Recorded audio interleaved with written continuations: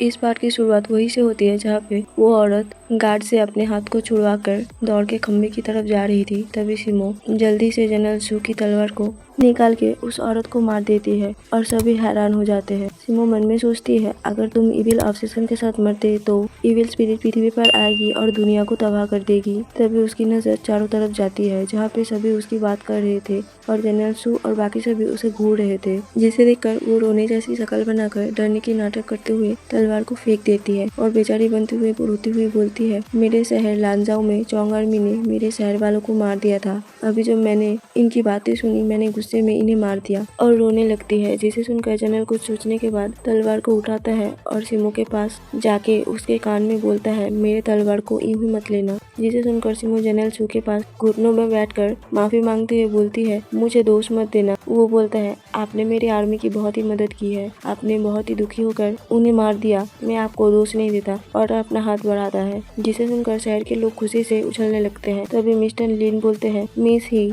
उसने अभी तक कबूला नहीं, उसने कैसे गोदाम में घुसी, आपने कैसे उसे मार दिया। और सिमो जनरल सू के पीछे डरते हुए छिपने लगती है। जनरल सू बोलता है, हम अब भी ड्यूटी पे जो गार्ड थे उनसे पूछते हैं, ज्यादा कुछ चला नहीं, सब ठीक है। जिसे सुनकर वो कुछ घबराता है और शहर के लोग खुश हो जाते हैं। जनरल सू बोलता है, आप लोग घबराना मत, बाद में हम खाना बांटेंगे। और कैप्टन मैंगू ने जाने को बोलती है और सभी धीरे धीरे जाने लगते हैं। फिर लिनमेंसर में जनरल सू सिमो से पूछता है, तुमने क्यों मारा उसे। वो बोलती है, अगर वो ऐसे ही मर जाती तो बुरी आत्मा उसकी शिकार करती। और जनरल सू के तलवार को देखते हुए फिर से पूछती है, आपको ये तलवार मिली कहाँ से।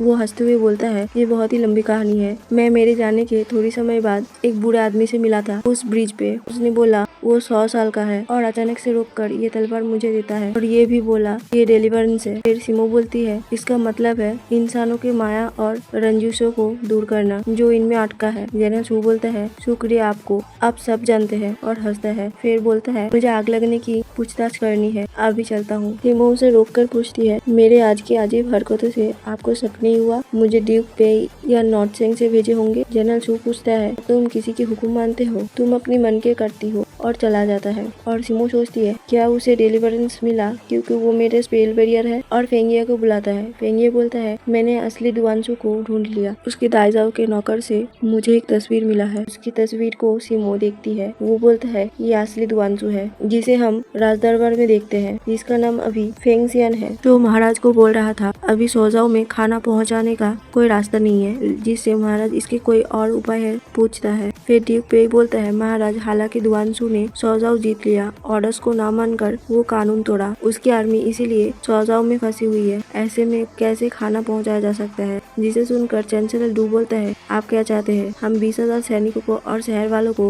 वहाँ पर अबंडन कर दे। जिसे सुनकर महाराज उनको चुप करने को बोलते हैं। फिर फेंगसियन बोलता है, नॉर्थ चंग गुआनहे नदी के दक्षिण हिस्सा 20 सालों से कब्जा कर रखा था, अभी हम सोजाओ को अबंडन नहीं कर सकते। ड्यूक पे की चिंता भी जाहिर है।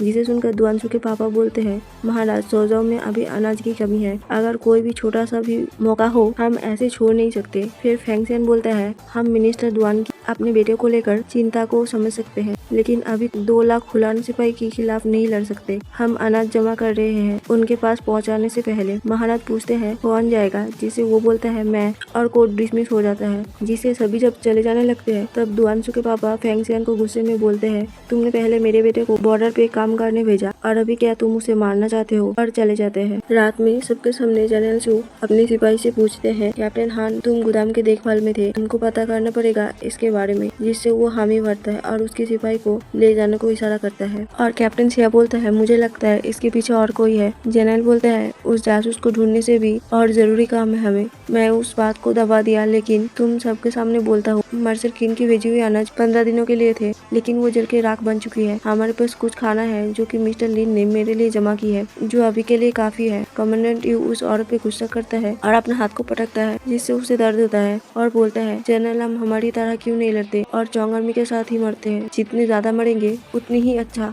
जनरल सू बोलता है, अभी मरने का वक्त नहीं है, यहाँ पे पहाड़ों की तरफ एक सीक्रेट रास्ता है, 5 इंसान और घोड़े के जाने के लिए काफी है। उन्होंने हमारे अनाज जलाया, बदले में हम उनकी अनाज लेंगे। मिस्टर लिन बोलते हैं अगर चोंग आर्मी अनाज लाएंगे तो उन्हें दक्षिण की शहरों को पार करना पड़ेगा। मेरे वहाँ पे रिलेटिव्स हैं, अनाज के ऊपर नजर रखने बोलूंगा। दूसरी तरफ सिमो फिर से जनरल शू के कमरे में आती है और घूमते हुए फूलदान पे अपने हाथ के फूल को रख देती है और उसकी किताब को देखती है जहाँ पे उसे एक छोटी चिट्ठी मिलती है, जिसे देखते हुए मन में सोचती है तुम असली द्वांसु नहीं हो और जनरल शू क्या चाहता है ये सोचती है। तभी जनरल शू अपने घर में आते हुए कैप्टन हान से मिलता है। कैप्टन हान बोलता है मुझे आग लगने की कार्रवाई करने को बोला आपने, लेकिन मुझे कुछ चीजें समझ में नहीं आ रही है, आपकी मदद चाहिए। और बोलता है आपको नॉर्थ के बारे में इतना कुछ कैसे पता, आप कभी आर्मी में नहीं थे। जनरल शू बोलता है मैंने तुम्हें जासूस को ढूंढने को बोला था और तुम पहले मुझ पे शक कर रहे हो, तुम्हें लगता है मैं उनसे दिखावे के लिए जंग कर रहा हूँ। वो माफी मांगता है। जनरल शू बोलता है मैंने सुना था तुम नॉर्थ से भाग गए थे, मुझसे ज्यादा तुम्हारी उनसे कनेक्शन ज्यादा होंगी। कैप्टन हान बोलता है मुझे पहले का कुछ याद नहीं है। जिसे सुनकर जनरल शू बोलता है तुम जवाब नहीं दे सकते, लेकिन मेरा जवाब चाहते हो। तुम एक बिना पहचान के आदमी जो नॉर्थ से हो जासूस हो सकते हो। और हंसते हुए बोलता है तुम्हारी इन बातों को मैंने सुना नहीं, मैं ऐसे प्रिटेंड करूंगा और फिक्र मत करना, अगर सोजाओ को कब्जा कर लेंगे तो मैं अकेला नहीं सरवाइव करूंगा। जिसे सुनकर कैप्टन हान चला जाता है। फिर जनरल शू कमरे में आते हुए उसकी नजर टेबल पे रखे हुए फूलों पे जाती है और वो कमरे को चारों तरफ देखने के बाद फूल के पास आता है। उसके ठीक सामने सिमो बैठी थी और सिमो मन में सोचती है इसकी सेंस बहुत ही तेज है, बल्कि ये इंसानों में सबसे बेहतर है। कैसा लगेगा जब मैं इसकी पांचों सेंस को बड़ो करूंगी। फिर वो जब नहाने के लिए कपड़े उतार रहा था, सिमो उसे देख के बोलती है ये दिखने में यंग है, लेकिन बचपन से वो बहुत कुछ झेला होगा। क्या झूठ छुपा होगा इन दागों का और कैसे ये इसकी पहचान से जुड़ी हुई है। और जनरल शू को नहाते हुए उसकी बॉडी को तार रही थी। तभी अचानक जनरल शू को कुछ महसूस होता है और वो सिमो की तरफ देखता है जैसे कि वो उसे देख सकता है, लेकिन बाद में फिर नहाने लगता है। फिर वो अपने कपड़े को पहनकर बेड में बैठा था, बगल में सिमो बैठी थी और चारों तरफ देखता है और सिमो की तरफ देखता है, लेकिन उसे कुछ दिखाई नहीं देता। सिमो उसकी तरफ फूंक मारती है जिसे उसे ठंडी लगती है, तो वो कंबल को ओढ़ के कमरे को चारों तरफ घूम घूम के देखने लगता है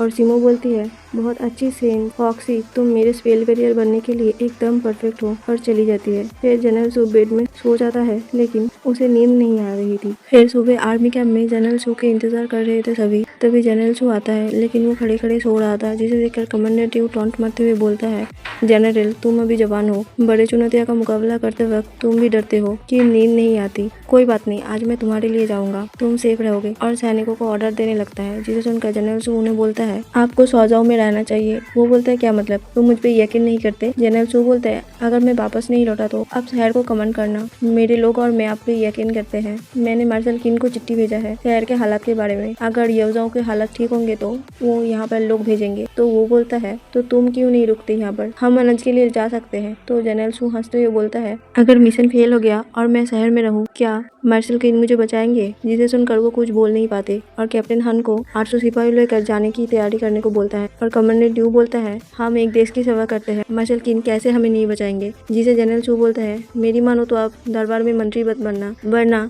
आप बड़ी मुश्किल में पड़ सकते हैं। और कैप्टन सिया और कैप्टन मैंग को कमांडर ड्यू के साथ देने की ऑर्डर करता है और चला जाता है। जिसे जाते देखकर कमांडर ड्यू बोलता है ऐसा क्यों लगा, ये आदमी मुझे प्रोटेक्ट कर रहा है। दूसरी तरफ सिमो खिड़की से बाहर देखती है, वही फूल गार्डन में रखी हुई थी, वो मुस्कुराती है। दूसरी तरफ जनरल शू सभी के साथ रास्ते पे घात लगाए बैठे थे दुश्मनों के लिए। उन्हें आते देखकर ये उन पे हमला करते हैं और ये जंग शुरू हो जाती है। लेकिन ये सब देख के कैप्टन हान को कुछ याद आ रहा था। फिर ये सभी दुश्मनों पर हमला कर रहे थे और वो लोग भाग जाते हैं। जनरल शू और बाकी सब अनाज को देखकर खुश हो रहे थे। तभी उसे कुछ महसूस होता है और दौड़ के जाके वो कैप्टन हान को बचाता है।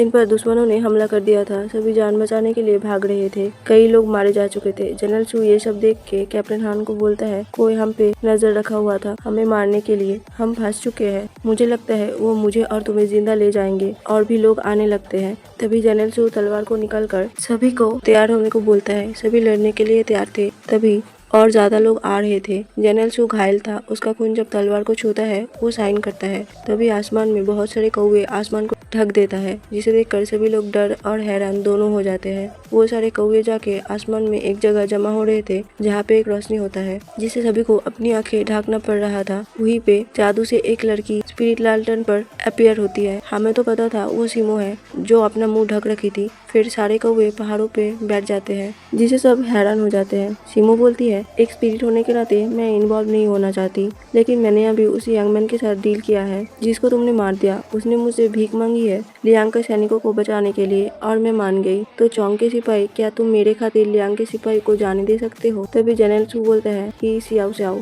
नाटक करना बंद करो। सिमो तभी अपना घूंघट को उतार के बोलती है कि इसकी हिम्मत है तुम्हें बुली करने की, जिसे सुनकर जनरल हंसता है। सिमो बोलती है फॉक्सी, तुमने भी ना जानकर गलती की है। चौंग आर्मी के लोग बोलते हैं तुम रहस्यमय होना बंद करो और हमला करते हैं। तभी सिमो चुप होने का इशारा करके उनमें से एक को जमा देती है और सभी ये देख रहे थे। सिमो बोलती है तुम्हें सच में लगा मुझे तुम्हारी परमिशन की जरूरत है? और सारे कौवे उन पर हमला करते हैं जिससे वो डरकर भाग जाते हैं और सिमो जनरल सू को छोड़कर बाकी सबको स्टॉप कर देती है। जनरल सू ये देखता है और उस सैनिक की आंखें को बंद कर उसे शांति में रहने को बोलता है और फिर सिमो की तरफ रुमाल को देते हुए बोलता है मिस ही, खून को पोंछ लीजिए। सिमो फिर अपने हाथ की तरफ देखती है और फिर उसकी तरफ देखते हुए बोलती है फिर, जिसे सुनकर वो हंसता है और बोलता है क्या आप मुझे ये बेहतरीन याद रखने को देंगी? और उसे सोचते हुए देख के बोलता है क्या मुझे फिर से पहचान करनी पड़ेगी? और अपने बारे में बताता है और सिमो से उसकी पहचान को पूछता है। वो बोलती है मैं स्पिरिट सॉबियन हूँ। जिसे सुनकर जनरल सू हैरानी से बोलता है महान लोगों के मुताबिक इस समुद्र के आखिर में हुसंग ट्री है। ट्री अंदर से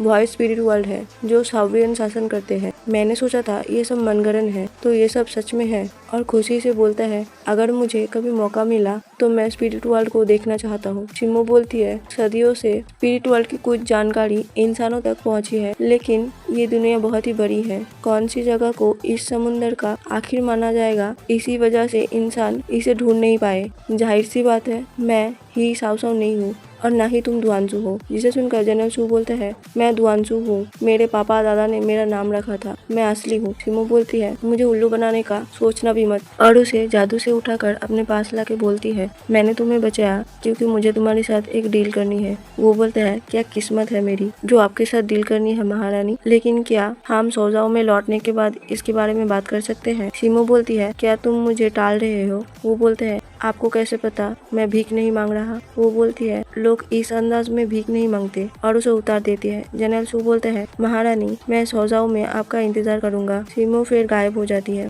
और सभी ठीक हो जाता है। सभी बोलते हैं क्या हुआ, हमारे दुश्मन कहाँ गए? लगता है वो भाग गए, चलो यहाँ से चलते हैं। और कैप्टन हन को कुछ अजीब लगता है। तभी पीछे से कोई उस पे हाथ रखता है और वो तलवार तान देता है जो कि जनरल सू था, जिसे देखकर वो माफी मांगता है। जनरल सू बोलता है लगता है हम दोनों तलवार से लड़ना टाल नहीं सकते। वो बोलता है उस हालत में मैं डर गया था, मुझे माफ कीजिए। दूसरी तरफ सिमो को चैनिंग बुला रहा था जो कि सिमो को सोते हुए देख कर बोलता है कितना सोती है और चादर से सिमो को ढकने लगता है और नोटिस करता है उसकी कमर में जेट बैंडेज नहीं है और ढूंढते हुए चला जाता है। तभी वहाँ पर फांगचेंग आता है और एक मैजिक करता है। फिर बोलता है मुझे पता था कि सिमो की स्पिरिट इस बॉडी को छोड़कर जा चुकी है। एक बार मुझे पता चल जाए ये लड़की कौन है तो मुझे पता चल जाएगा कैसे ही सिमो को काबू में किया जा सकता है और चला जाता है। फिर दूसरी तरफ कमांडेंट यू इन सभी का इंतजार कर रहे थे। उनके आते ही वो जनरल सू को पकड़ के खुशी से बोलता है आप आखिरकार वापस आ गए और चोट पर हाथ रखा देखकर जल्दी से हटा लेता है। तभी जनरल सू बोलता है मैं आखिरकार जिंदा लौट आया इतनी मुश्किलों के बावजूद। वो बोलता है हाँ जनरल, जब आप वापस लौटे मुझे आपको मिलिट्री कमांड वापस दे देना चाहिए, आपको खुशी होगी। और हंसता है, बोलता है शुक्रिया सौजाओ के लोगों के लिए इतना कुछ करने के लिए और मेरे लिए भी। फिर कैप्टन मेंग पूछती है कि आपको चोट लगी है? जनरल सू बोलता है मैं ठीक हूँ। कमांडेंट यू आप अनाजों को संभालिए। वो बोलता है आप बेफिक्र रहिए, इतनी अनाजों से तो आधा महीनों से भी ज्यादा चल जाएगा। जनरल सू तो भी अपने सैनिकों को इशारा करता है जो कैप्टन हान को घेर लेते हैं, जिसे देखकर कमांडेंट यू दौड़ के आता है। जनरल सू बोलता है कैप्टन हान पर जासूसी का शक है, उन्हें हिफाजत में रखा जाता है, अभी बाद में सजा दी जाएगी। कमांडेंट यू बोलता है ये क्या चल रहा है? वो बोलता है किसी ने हमारी सीक्रेट चुराई है। अनाज लाने के दौरान चौंग आर्मी हम पे हमला करी थी, हम मौत के करीब थे। कमांडेंट यू बोलता है आपको कैसे पता वो हान है? वो बोलता है मेरे अलावा एकलौता उसे चौंग आर्मी के लोग जिंदा ले जाना चाहते थे और कैप्टन हान को पकड़ के ले जाया जाता है और वो चाह के भी कुछ बोल नहीं पाता। दूसरी तरफ सिमो अपनी इंसानी बॉडी में वापस लौट आती है। तभी चैनिंग पूछते है आप उठ गई? सिमो बोलती है जब मैं सोई हुई थी कोई आया था। वो बोलता है नहीं, क्यों? जिसे सुनकर वो उठकर चारों तरफ देखने लगती है। तभी चैनिंग उसकी जेट पेंडेंट को नोटिस करता है। तभी सिमो चली जाती है। वो बोलता है उनकी जेट पेंडेंट लौट आई, मैंने क्या गलत देखा। फिर रात में सिमो जनरल सू के कमरे में उसे बोलती है चलो एक समझौता करते हैं, मैं तुम्हारी एक इच्छा पूरी करूंगी, बदले में तुम तुम्हारी एक सेंस मुझे उधार दोगे, एक इच्छा एक सेंस 10 दिन तक। जनरल सू बोलता है अगर मैं मना करूँ तो। जिसे सुनकर सिमो उसे बेड में सुला के उसके ऊपर चढ़ के बोलती है ऐसी हालात में तुम्हें तुम्हारी बात रखने की हक नहीं है। और यहीं पे ये पार्ट खत्म हो जाता है। फिर मिलते हैं नेक्स्ट पार्ट में। अगर आपको मेरी वीडियो अच्छी लगे तो वीडियो पे लाइक, कमेंट और शेयर कर देना और चैनल को सब्सक्राइब भी कर देना।